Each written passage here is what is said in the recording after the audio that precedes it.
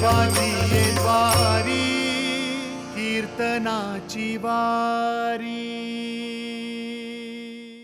अभंगाचा सरळ सरळ अर्थ असा आहे, जगद्गुरु तुकोबाराय भगवान परमात्म्याशी बोलत असताना म्हणतात की हे देवा, मी तुला सोडून कोणालाही शरण जाणार नाहीत, कारण देवा तुझ्यासारखा शरण जाण्याशी या त्रैलोक्यामध्ये या त्रिभुवनामध्ये दुसरा कोणी नाही, आणि म्हणून हे देवा मी तुला सोडून कोणालाही शरण जाणार नाहीत। बरं देवा, मी हे कोणाचं ऐकून विधान करतोय असं नाही, तर मी दर्शनकारांचा आणि पुराणांचा धांडोळा घेतला आणि मगच माझं मत निश्चित केलं की देवा तुझ्यासारखा शरण जाण्याशी या त्रैलोक्यामध्ये दुसरा कोणी नाही, आणि म्हणून देवा मी तुला सोडून कोणालाही शरण जाणार नाहीत। अभंगाचा सरळ अर्थ विठ्ठल।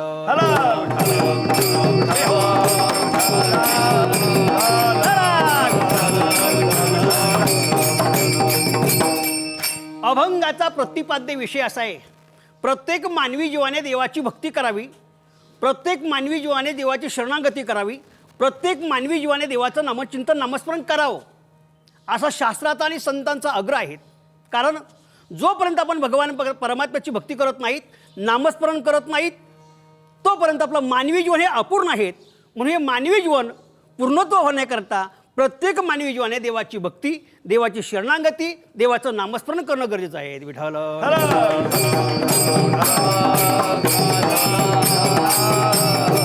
जशी उगमावरून निघालेली नदी जोपर्यंत समुद्रापर्यंत पोहोचत नाही तोपर्यंत त्या नदीचं कार्य जसं अपूर्ण असतं, श्रीमद भगवद्गीतेमध्ये भगवान परमात्म्याने वर्णन केलं आहे, अपूर्यमान मचल प्रतिष्ठम समुद्र माप प्रवेशंती यद्वत तद्वत कामा यम प्रवेशंती सर्वे स्वशांती मापनोती न काम कामी। किंवा जगद्गुरु तुकोबाराय एके ठिकाणी वर्णन करतात, तुका म्हणे गंगा सागर संगामी, तुका म्हणे गंगा सागर संगामी, तुका म्हणे गंगा सागर संगामी, तुका म्हणे गंगा सागर संगामी। अवघ्या झाल्या उर्मी एकमय, अवघ्या झाल्या उर्मी एकमय, अवघ्या झाल्या उर्मी एकमय, माझी मद झाले अनावर वाचा, माझी मद झाली अनावर वाचा।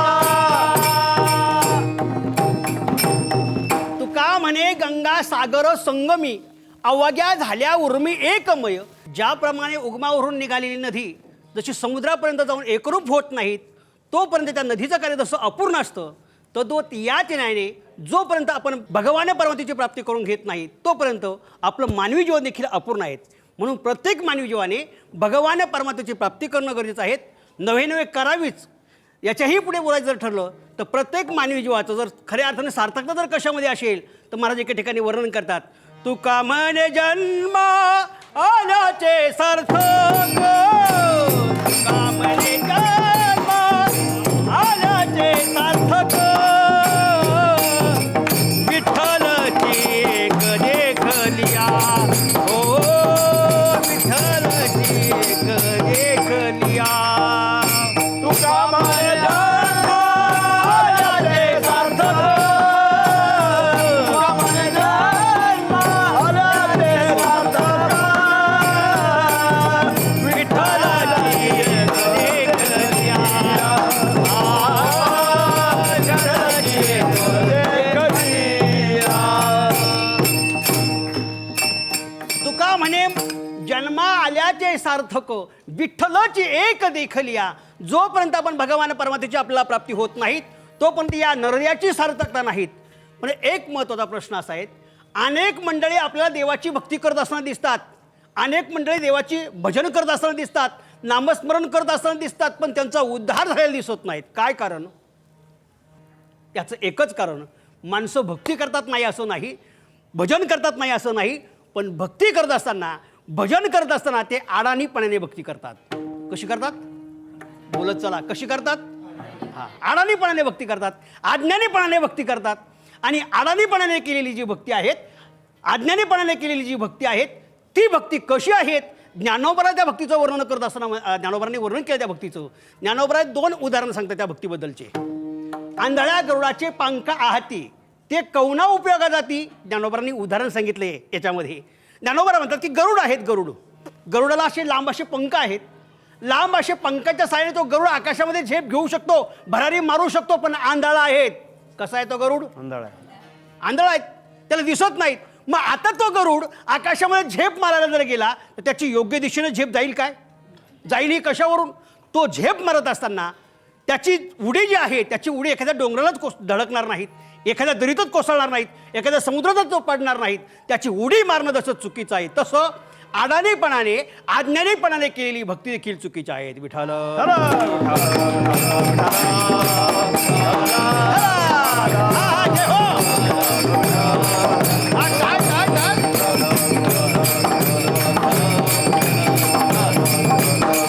ज्ञानोबांनी याच्या पुढचं उदाहरण दिलं आहे. ज्ञानोबा म्हणतात जात्यांदा लागे पिशे मग ते सैरा धावे जैशे. ज्ञानोबा म्हणतात की कल्पना करा, एखादा जन्मतःच आंधळाग्रस्त असू द्या. दादा जन्मताच आंधळाग्रस्त. आता हा जन्मताच आंधळाग्रस्त आहेत आणि त्या माणसाला वेड लागावं आणि वेड लागल्यानंतर त्या माणसाने पळण्यास प्रारंभ करावा. आता मला सांगा, जन्मताच आंधळाग्रस्त आहेत आणि अशा आंधळ्या माणसाने पळण्यास प्रारंभ करत असताना आता तो जो ग्रस्त आहे तो रस्त्यानेच पळेल का हो? नाही. तो रस्त्याने पळेल हे कशावरून? कारण पळत असताना एखाद्या मोटरसायकलवरच कोसळणार नाहीत, एखाद्या झाडाला टक्कर देणार नाहीत, एखाद्या खड्ड्यातच पडणार नाहीत, एखाद्या विहिरीतच पडणार नाहीत. त्याचं पळणं जसं चुकीचं आहे तसं अडाणीपणाने केलेली भक्ती चुकीची आहे, अज्ञानीपणाने केलेली भक्ती देखील चुकीची आहे. विठ्ठल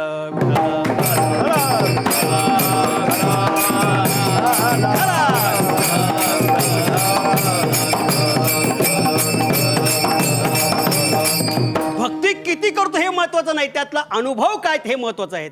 एक उदाहरण मी तुमच्या पुढे ठेवतो. एकदा म्हटलं, संपतराव का हो तुम्ही अलीकडे गावच्या कुचरवट्यावरती पारावरती बसताना दिसत नाही, काय भानगड आहेत? तर म्हटलं भानगड वगैरे काही नाही हो, पण या कोरोनाच्या प्रसंगामध्ये एक पंचायत आहेत. म्हटलं मग गावामध्ये किराणा दुकान टाकलंय. म्हटलं मग बरं चालतं का? तो म्हटलं बरं नाहीत, एवढं दुकान चालतं. म्हटलं अहो एवढं दुकान चालतं, वर मान काढायला जागा नाहीत, एवढं दुकान चालतंय. एवढंच नाहीत, जेवायला सवड नाही, एवढं दुकान चालतंय. हा म्हटला का हो? म्हणजे काय? मग दररोजचा प्रॉफिट, गल्ला, नफा, पैसे किती जमतात? तो म्हटला 0 बजेट. तुमच्या लक्षात आलं असेल का नसेल कोण जाणो. अहो याने सकाळपासून तर संध्याकाळपर्यंत जर उधारच जर वाटत बसला असेल तर याचं दुकान चालणार नाही तर काय? मला एक सांगा, दुकान किती चालतं हे महत्वाचं नाही, त्यातला प्रॉफिट, नफा, गल्ला, पैसे किती जमतात हे महत्वाचं आहे. तसं भक्ती करत असताना भक्ती किती करतो हे महत्वाचं नाही, त्यातला अनुभव काय हे महत्वाचं आहे. विठ्ठल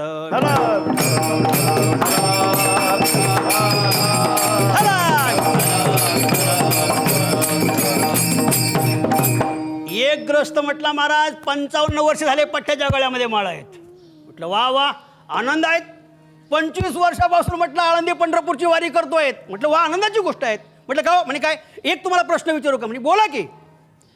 55 वर्षापासून तुम्ही गळ्यामध्ये माळ आहेत असं म्हणतात, 25 वर्षापासून तुम्ही आळंदी पंढरपूरची वारकरी आहात असं तुम्ही म्हणतात. माझ्या एका प्रश्नाचं उत्तर द्या. म्हणजे बोला, 25 वर्षापासून तुम्ही आळंदी पंढरपूरची वारी करतात. मला एक सांगा, मग तुमच्या स्वप्नामध्ये कधी ज्ञानोबा पांडुरंग परमात्मा आलेत का? तो म्हटला महाराज खरं सांगू का, घरी झोपल्यानंतर तर कधीच नाही आलेत बुवा. पण उलट आळंदीला जाऊन झोपल्यानंतरही, पंढरपूरला जाऊन झोपल्यानंतरही माझ्या स्वप्नात पांडुरंग परमात्मा ज्ञानोबा न येता घरची बांडी गाय आणि गवळवास्त्र स्वप्नात येत आहेत. ही भक्तीची खरी परिणिती आहे. लक्षात ठेवा, भक्ती किती करतो हे महत्वाचं नाही, त्यातला अनुभव काय हे महत्वाचं आहे. विठ्ठल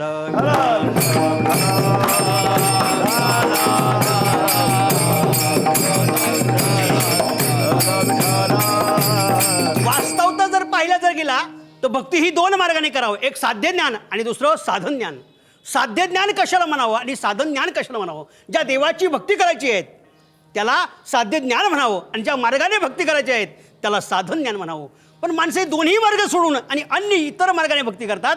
निळोबराचं वर्णन करतात, आईशे शोध येले मार्ग नानापरी न येती प्रतिती मग सांडी येली दुरी. निळोबा म्हणतात माणसे 2 मार्ग सोडून अन्य इतर मार्गाने भक्ती करतात आणि इतर मार्गाने भक्ती केलेली जी भक्ती आहेत, कारण भक्तिशास्त्रामध्ये भक्ती करत असताना भक्ती कशी करावं हे कळत नाहीत. देवाची भक्ती जर करायची जर ठरली तर कशी भक्ती करावं हा पहिला प्रश्न आहे. बरं, भक्ती करायची पण कोणत्या देवाची करावं हा दुसरा प्रश्न आहे. कारण आपल्यापुढं देव कमी नाहीत.